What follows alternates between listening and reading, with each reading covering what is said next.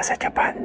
Hey yo, what's up mga master? So for today's video is share ko sa inyo kasi isusuli ko na yung SIM na ginagamit ko ng ilang buwan kasi dito sa Japan pwede kang bumili ng internet. Pwede kang bumili ng SIM lang na walang Japan number na may internet. And nabili ko to sa isang Vietnamese, no? Sa isang Vietnamese. Actually company siya. And na-recommend siya ng kasama ko. So okay naman, walang problema, mabilis yung internet, and ang provider nila ay SoftBank. So ito. And then ito na yung SIM, nilagay ko siya, inayos ko din. Yan, SoftBank, no? So ang gagawin ko niyan dito is yun, ang ano kasi dito, ang due date ko dito ay every 23rd ng 23rd, no? And then sabi nila kung hindi na rin gagamitin at itatapon lang to, sayang. Possible na gagamitin pa nila to, pwede pa nilang i-reuse tong SIM na to, no? And then pwede pa nilang ibenta sa iba.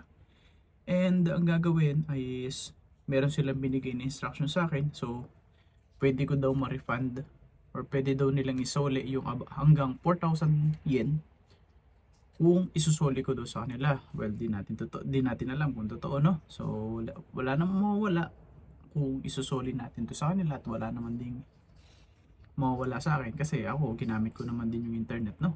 And ayun, internet lang siya, mabilis, maayos siya, walang problema. And yung instruction is una, so nandun kasi cellphone ko na isa, no? Kuha daw ako ng video, or kuhanan ko daw ng video habang eto, isusoli ko yung SIM. So ang mangyayari niyan is ayun, inayos ko na kanina. Yun yung first step, kunan mo ng video hanggang ilalagay natin doon sa red box. Ngayon, meron tatlong envelope na pwede kong gamitin. Yung una at yung pangalawa na bibili yun sa post office. And then meron din silang pre-provide na envelope, which is buti na lang hindi ko na itapon. So ang gagawin ko niyan dito ay yun, may ano naman siya, no? May address and may company. Ayan yung company ng binilhan ko ng SIM na internet lang. Ngayon sabi is ilalagay ko daw dito ito SIM card. Yan, lagay muna natin siya sa plastic. SoftBank yung provider nila, and then so ito na siya. Yun, yung SIM card ay ilalagay ko na siya dito sa envelope. So yun. So may address naman siya, may contact number. Ayan. So sabi niya dito, when you use return letter, please follow these steps. Step 1, fill your name and ID code in the letter. Put your SIM or Wi-Fi inside. Drop the letter in the post office box near you, and then yun, so no need na yung stamp niya, no? Thank you very much for trusting Sunshine's services. So ayun lang, ganun lang siya, no? Dito yung name, and then dito yung ID code ko, doon ko ilalagay. So yun ang mga master, no?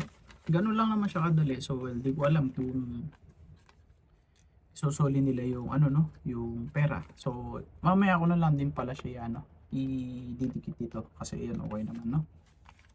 So yun lang, check natin. Ngayon ilalagay ko, no? Lalabas lang ako ng bahay, and then ilalagay ko doon sa red box na malapit sa bahay. So yun lang, check natin, no? So yun, no, dito sa may 7-Eleven may nakita tayong post office box. Check natin.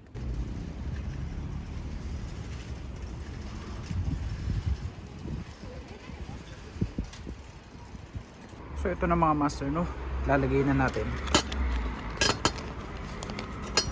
Yan, so mga master, no, nilagay na natin sa may post box. Yan, check na lang natin yung update nila kung kailan nila isusoli or kung kailan nila i-refund yung sinasabi nila na hanggang 4,000 pesos yung pwede na ma-refund. So yun lang,